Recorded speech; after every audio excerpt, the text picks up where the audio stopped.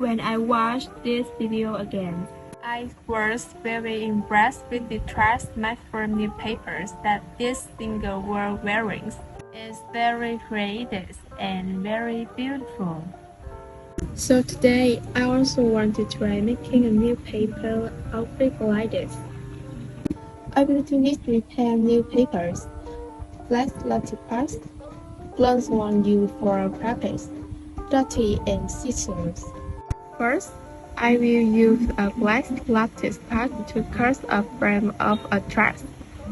This black dress frame I will use as an inner lining.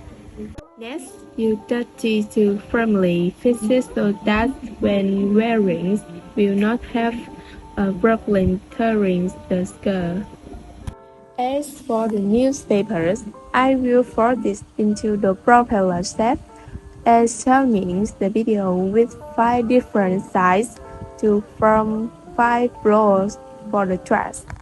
This part will be a bit time-consuming because I need to pour many newspapers to have a dress have finish and spread.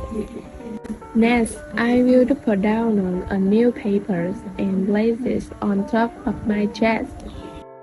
These steps I will still use dusted to fit.